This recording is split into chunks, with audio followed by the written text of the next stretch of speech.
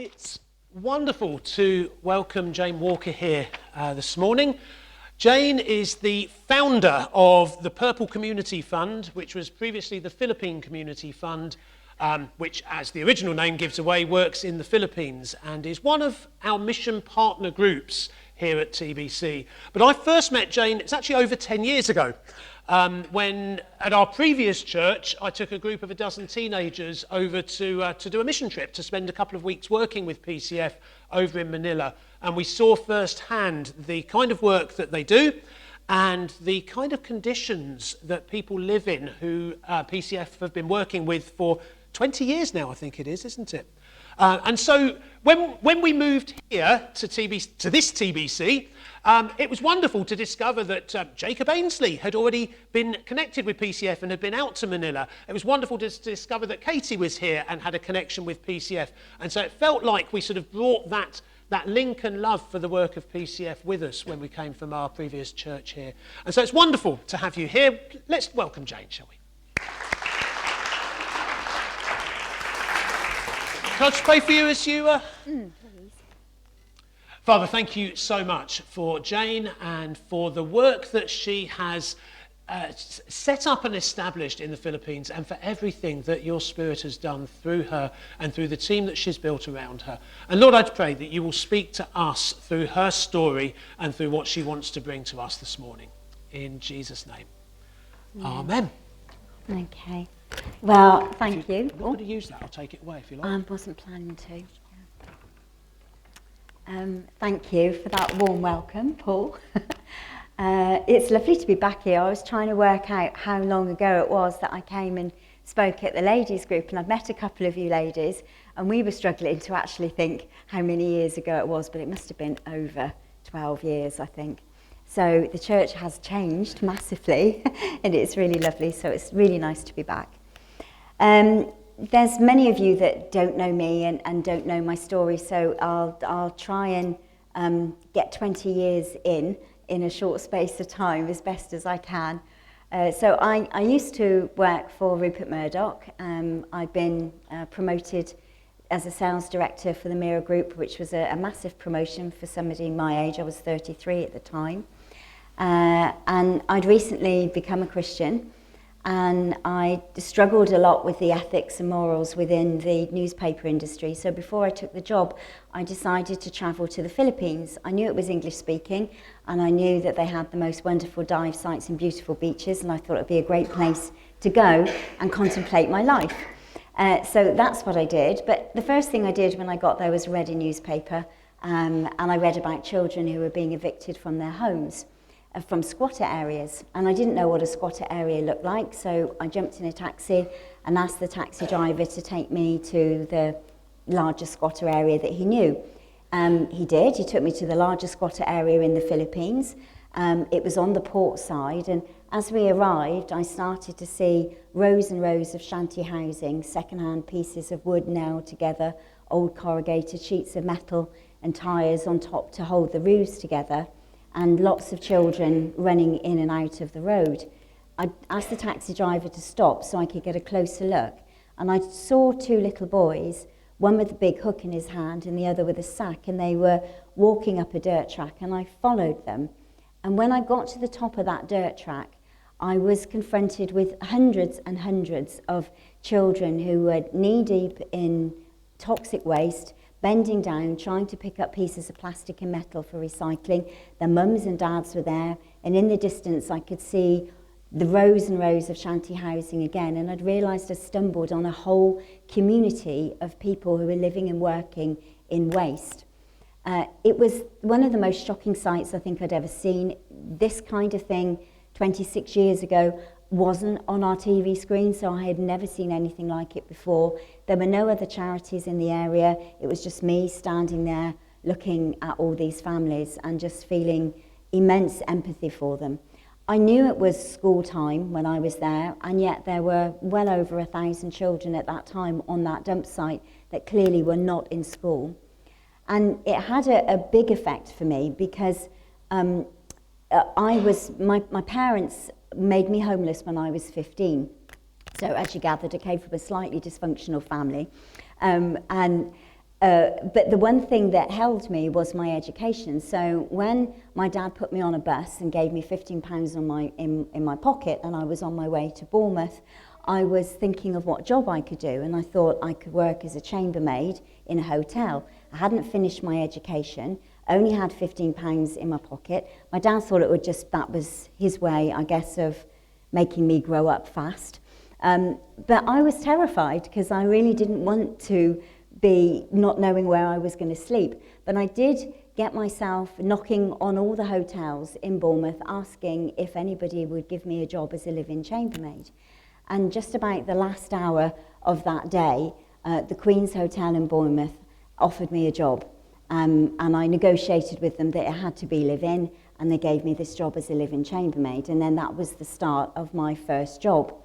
And if I hadn't have had my education, I would never have been able to have got that job. I probably wouldn't have had the confidence to have gone and knocked on doors and asked for help. And so when I saw these children, I really thought, what kind of future do they have without the chance of an education? They have no chance of being able to live the life that they dreamed of. And it really tugged at my heartstrings. I felt this massive empathy for them. And so much so that when I left that dump site, I left leaving a promise saying that I would do everything I could to help them in my head. I remembered the verses in James where it says, if you see your neighbour in need and you have means to help them, but you do nothing to help them, then what good is your faith? Faith without actions is useless if there are no actions to follow. So those verses kind of resonated with me for that little bit of time. And I travelled around the Philippines for about 3 months then, learning about why families were in squatter areas. I went to the Department of Social Welfare and Development, and I did some missions with social workers, and I had a real induction for those 3 months. And then when I got back, I resigned from my job because my heart was no longer in the newspaper industry. My heart was really in trying to help these children find a better future and a better life for themselves. And that was the only thing I could think about. I had no heart or passion for anything else but that. And so I started to read and study how to run a charity in the UK and how to run a charity in the Philippines. I went back and I started a small daycare centre on the dump site with my own money. And that was really the start of the work. And 6 years later, I went back and I registered the charity in the Philippines and also in the UK. And then the work really changed massively. Also, all my savings had gone, so I really needed to legitimately be able to raise funds. And what I learned from the families is they were quite happy for the children to come to school when they were young, because they were kind of getting in the way on the dump site. But when the children got to be 6 or 7, they were actually needed to go back to the dump site, and because they could really earn maybe 30 or 40 pence, and that would go towards the family's food. So I started this small school in a dilapidated building, and everybody helped me clean it up and get it ready. But when the children got to be that 6 or 7 age, they started to drop out of school. And I didn't know how to get them back. My dream was that they would go to university and would become professionals, and they would lift their whole families out of poverty. And within 3 years, that dream looked like it was flat on its face. So I wanted to understand what else I needed to do. So I went to the dump site and I lived with the families at the weekends, because I just couldn't, my Western mindset couldn't get into that Eastern mindset. I didn't understand. And while I was living there, I was working as a waste picker. And what I discovered is that when you are working as a waste picker, you are practically bent down, looking very closely to the ground. So of course the smell was so much more toxic when your nose is closer to it. I could see that the ground was moving because it was always moving with maggots. It was very hard to find valuable pieces of recyclables, because by the time the waste had got to the rubbish, it had already been recycled by domestic helpers and hotels and things, so there was very little there that was of value. And we would work sometimes 10 hours a day, often just not drinking very much water because it was expensive.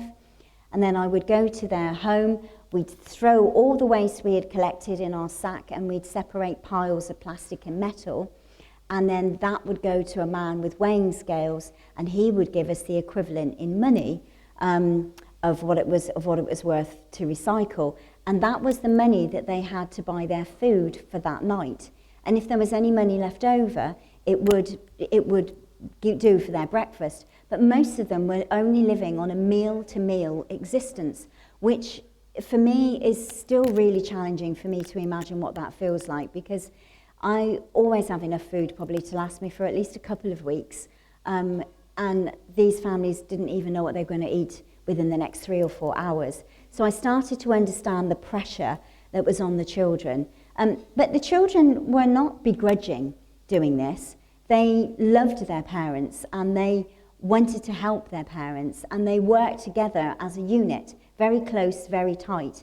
So trying to get the children to come into school on a long-term basis, I knew that we were going to need to come up with something that was going to be really enticing for them.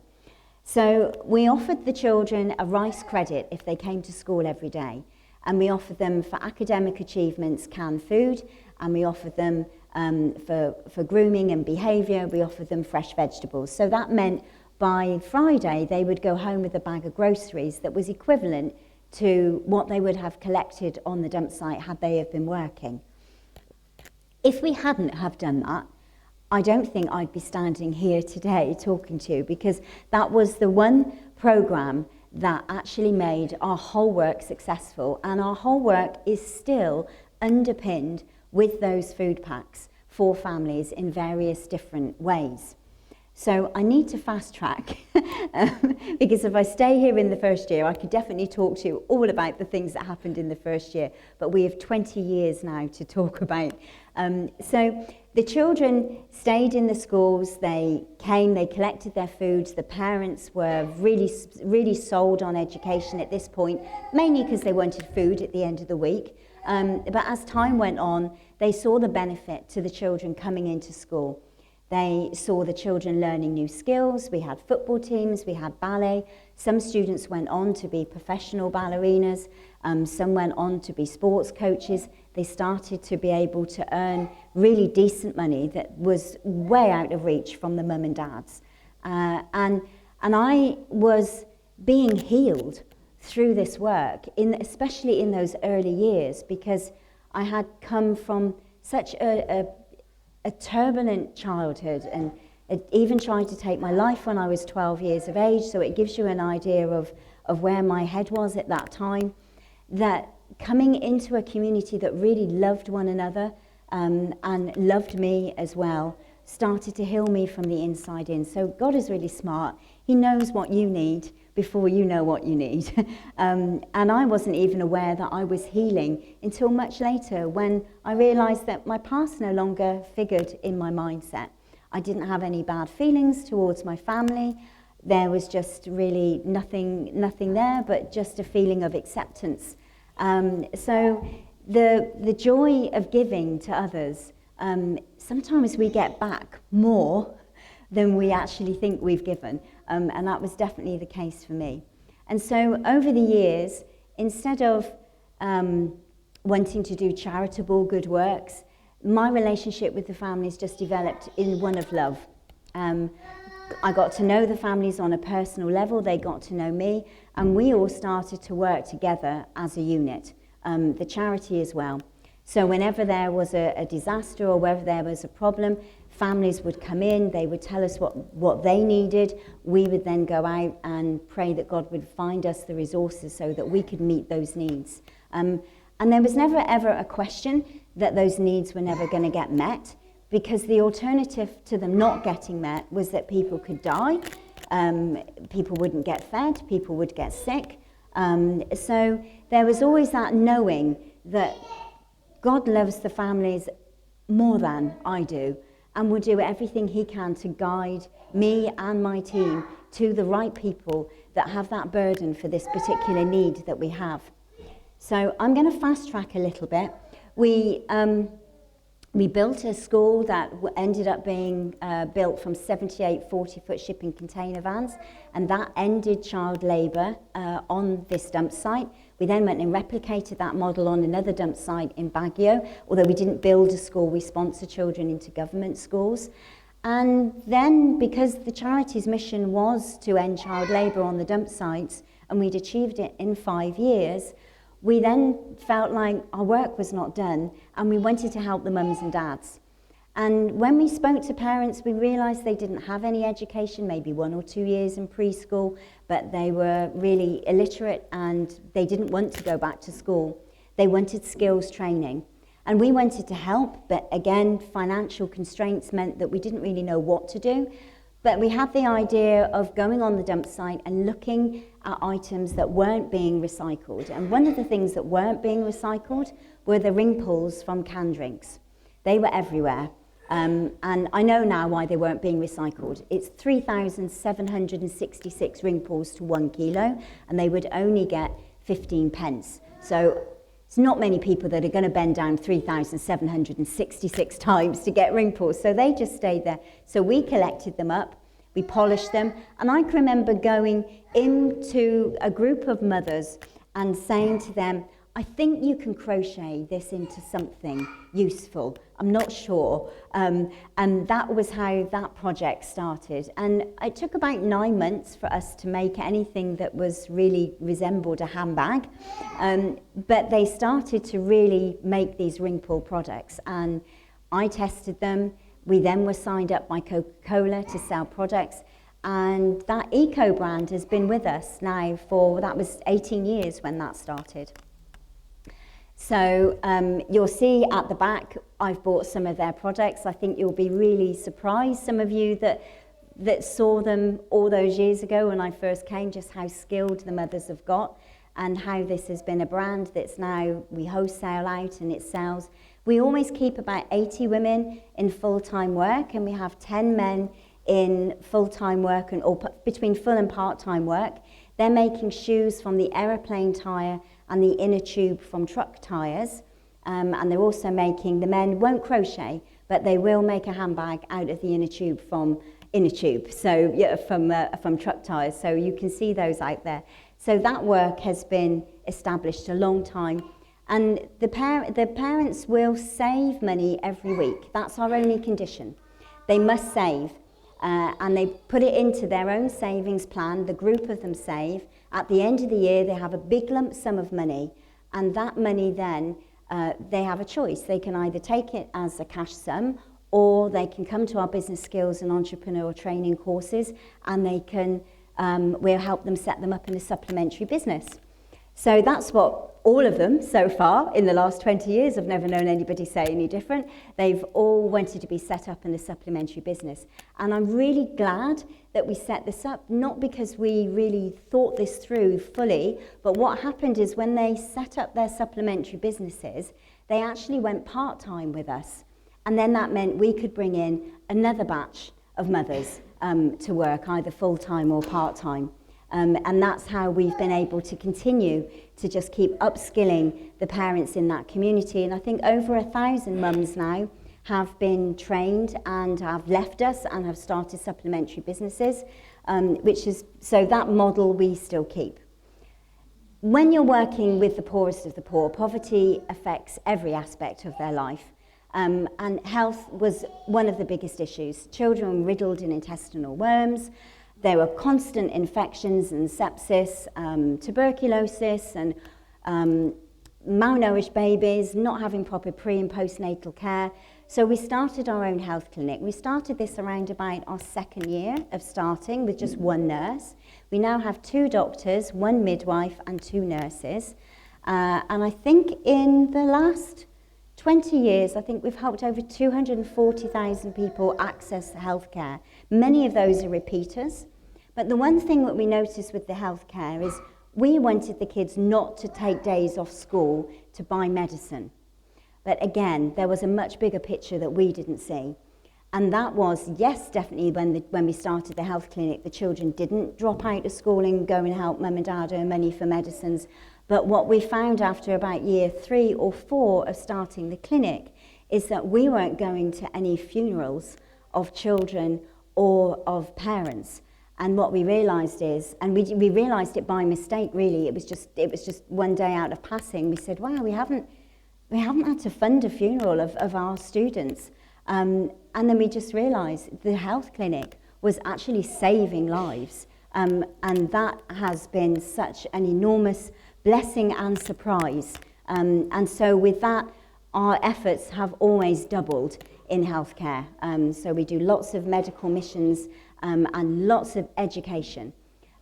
We find that many families would, if they were given medicine by a doctor and they didn't finish it, and somebody else had a headache or a stomach upset or a chest pain, they would give them their medicine, regardless of whether that medicine was for tuberculosis or for diabetes, they would share it.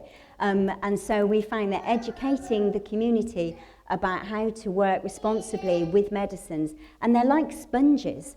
Whenever we bring the community in, as long as there's snacks, we know that they're going to come. Everything in the Philippines is done with food. But hundreds of people will turn up because they want to learn. You know, they realise this information didn't get passed down to them by their mums and dads like it has done with us.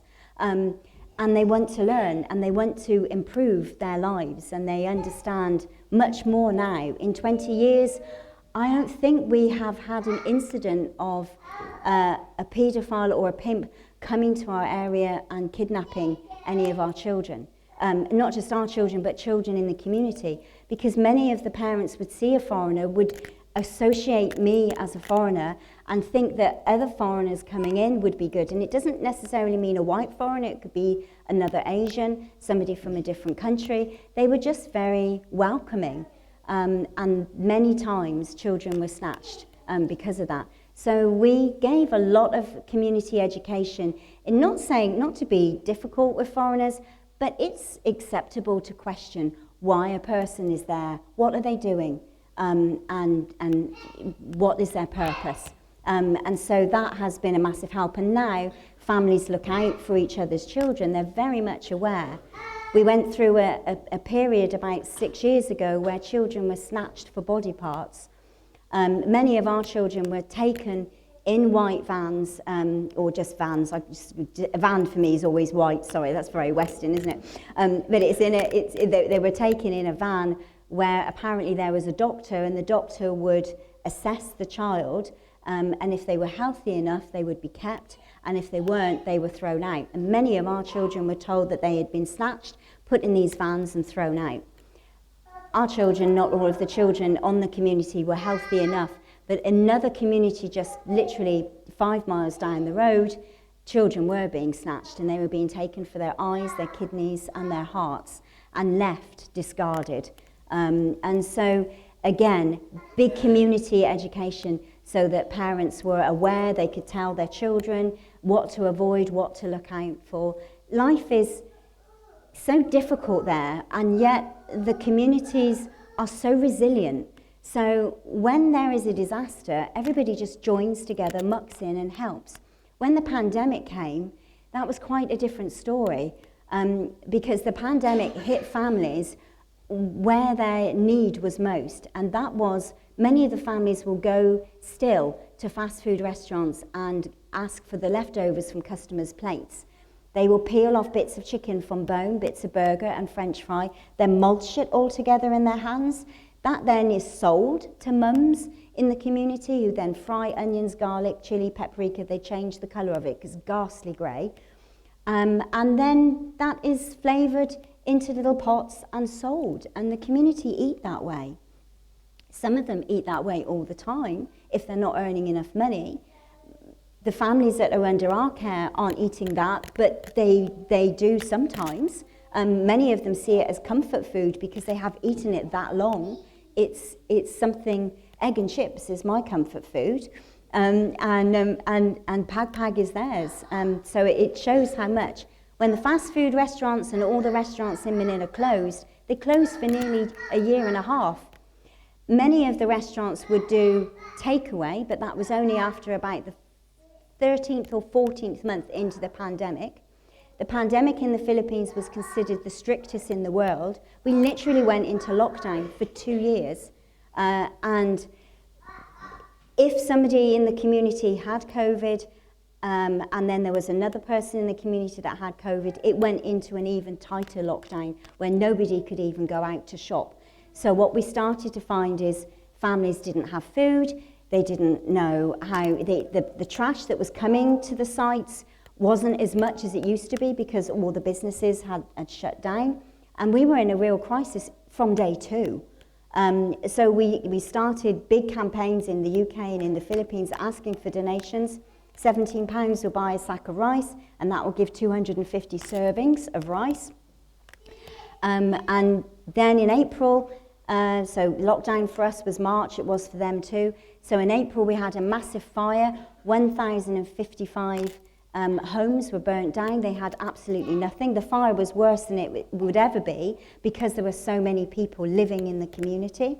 So we then opened up all of our centres, families went into schools, we were feeding families. It's awful to say this, but the fire was actually a godsend in the end. Nobody died and nobody was hurt. Everybody lost their belongings, everybody lost their homes. But what it did do is it put our area in the forefront of Filipinos' minds. And when they heard that these families had lost everything, and they then started to help. And that help continued through the pandemic. And the families got better houses. In the end, the government gave some money for them, and we added money, and many of them went into more stable homes than they had before. So everybody in the end felt it was a good thing, but the food security still was a problem. So we were asking parents if they wanted to start a supplementary business, another business, not necessarily our mums and dads because they were already having their business, but the community. And they would come in for business skills training, and we would set them up with a small business loan of about £200.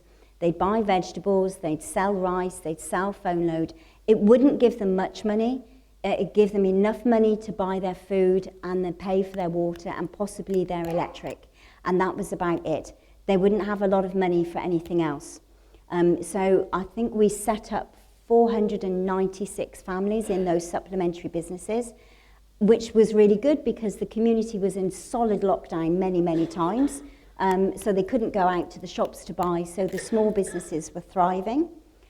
The Philippine government did a crazy thing. It decided to retire all of its doctors and nurses at 60. So there was this mass exodus of doctors and nurses coming out of the hospitals and out of the clinics. And then, of course, there was this shortage. There's already a shortage in the Philippines because so many Filipino nurses and doctors migrate to other countries to work. So it just made it worse. So what the government, rather than saying they might have made a mistake, they decided that they would second all the doctors and nurses that were still working in the local clinics, and they would go to the hospitals. So that meant that there were hardly any local clinics open, and we were just one of 3 in a community of over 25,000. So one day we opened our doors and there was a line as long as your eyes could see of people just needing healthcare. And we got panicked because in the first 3 months of the pandemic, we spent our entire year's budget on the first 3 months for medicines and hospital tests. Again, we were pleading literally at this point with people, and one of our donors who has always funded our clinic gave us an extra lump sum of money to help us get through the pandemic. They were a Filipino, they were living in the same situation and understood our need, and to this day they have continued. Ladies, you'll feel surprised at this, I'm sure gents will as well, but the reproductive health clinics closed as well. So nobody could get contraception. And then my nurses started to say to me, one day we're on a Zoom call and she said, "Ma'am, I don't know how to say this, but we are in a baby boom. We're going to have a baby boom in about 8 months' time." And so we were hoping that the clinics would open, the pre and postnatal, they still stayed closed. But because they were closed, it meant many midwives were out of work, and we were able to hire a midwife and start our own pre and postnatal clinic. And then we're not allowed to give contraception. We're allowed to give condoms, but we're not allowed to give anything else. And a donor gave us enough money for 30,000. And so that was something that we did to try and help those parents that didn't want to have babies, especially older mothers. They were really vulnerable in terms of their healthcare. And we just felt like we were going from one crisis to another, to another, to another. It just seemed never ending during the pandemic. But we are really resilient, because after working 17 years, as it was then, in the Philippines, going through super typhoons, many fires, measles pandemics, all sorts of crises, amoeba dysentery, all that. We've gone through so many disasters alongside the family that we almost took this in our stride. We were the only NGO that was open. I said to my team, I can't make you work, it's your choice.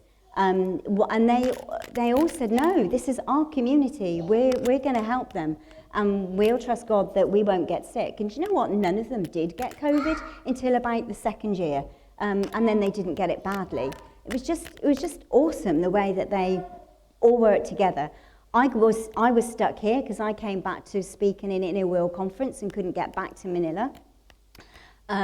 So I was getting up at 1:30 every morning to be on real time with the staff. And then after 3 months, they didn't really need me. They were just in full flow. And we have just gone through the pandemic each way, that way. And then when we got to 2021, we were still in lockdown, but by this time, we decided to start 2 farms. So we started 2 vegetable farms. The government had given us some land, which they wanted me to build a big multi-purpose centre in one of the relocation sites where we had families. So I asked the government if we could just temporarily turn it into farmland, and then we would build the multi-purpose building when things got back to normal.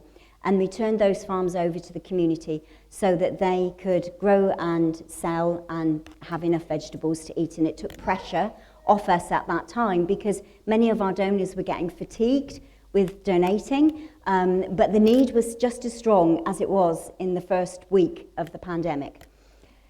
So we needed to think out the box. And I have to say, out of every adversity that I have gone through personally in my own life, it has made me a stronger, more resilient, more open-minded, empathetic person. The same with the charity. Every time the charity has hit a real milestone, something that looks like a disaster, something that could bankrupt us, it's never been an option in our heads. We've always just said we need to find a way, and we look for that way, and God is faithful in that we get shown that way. Ideas come to my head that honestly, I know I'm not that smart, and I know that the ideas have come from somewhere else, and I am so pleased that we have that cradling of our work, because without it, I don't think we could have survived any more than maybe a couple of years, and we're still going strong. So this year, it's chickens. So we started our own chicken farm. I was adamant they had to be free range. I can't stand the idea of animals being tortured so that we can have food. It doesn't feel right to me. So everybody agreed. We're all animal lovers there as well. So we have this land which we have free range chickens, and we've been buying the chickens bit by bit. As we've got a bit of money, we've gone and got another 10 or another 50. We've now got 600 chickens. They're giving us about 8,000 eggs a month, and we've got people that want to buy eggs from us. We just can't produce enough eggs, so we're always looking to increase that. And the next phase is we're going to bring our own chicks on, so that we can have the hens, and then with the males they'll be brought on for meat. And that is another way that we've been able to continue to provide food for families. And also, I think we sell about 2,000 eggs a week, and that is a slight income generating project for it, but it helps us. And so this is also the way that we've been with our products. It's been very hard selling. And yet we went to music festivals this year. We made some long coats, festival hats, sold like hotcakes, and now we're going to do 12 music festivals next year, selling those clothes because we know that they've been so well received, and it gives us an income because we can't rely on the same sources of income that we used to. Grant fundraising is most definitely changed in the last 3 years, and so we've just needed to be more, more entrepreneurial, exactly. That's what we need to be, and we thank God for it. So after 20 years, I think I'm getting close to the end of my time, aren't I? Yeah. But so after 20 years, we made a really short video. It's just about 3 or 4 minutes long, and hopefully that will just give you an overview. But before we show the video, I would like to say this to you. Because education in the Philippines is 17 years, from preschool to university, we are now got most of our child workers, our original child workers are in university. 96% of those original child workers go on to university. And yeah, clap to them, because most definitely they have lived through all these fires, all these typhoons, not having enough food. Many of our students, by the time they get to be the age of 16, have already lost 2 or 3 primary carers in their family or a sibling. So they have lived with so much grief, so much bereavement, so much trauma, and yet they see their education as their way out, not just their way out, but their way of helping their family as well. And that's why we became family focused more than we became child focused, because what we wanted was the whole family to be upskilled to a level where the parents didn't rely on the children to give them all their money, but it was done fairly. And so we're really, really proud to say, now, some of you have sponsored children over the years. Some of you give donations regularly to us. It doesn't matter if it's a £1 a week or £100 a week. It all goes into making sure that these children get to finish their schooling. Education in the Philippines is about 20% higher costs now. When a child goes from school to university, it's about £600 a year in school, and it's about £1,500 in university. We're looking at a deficit right now of about £140,000 to £150,000 deficit in our education budget. And I have to tell you, I'm not worried, because I've looked at deficits every single year that I've done this work, and I know that there will be a way around it. There will always be a way of these children completing what they have started, and that's the most important thing. But I will say this, if any of you feel, while I've been talking, if any of you feel burdened on what I've said, or you want to talk about this a bit more with me, or you want to sign up for a small monthly standing order, come and see me at the end. We can talk about that, most definitely. For those of you maybe that you're already supporting other charities and you feel that's where God wants you to focus, we just ask for your prayers. Ask for me for strength, because I work incredibly hard, but I also know that I am sustained with, very often it feels like a supernatural energy. So please pray for me, please pray for the team, that we continue to find ways to find those resources that we need to help those families. And I think now, if it's a wave, wasn't it? That was our cue.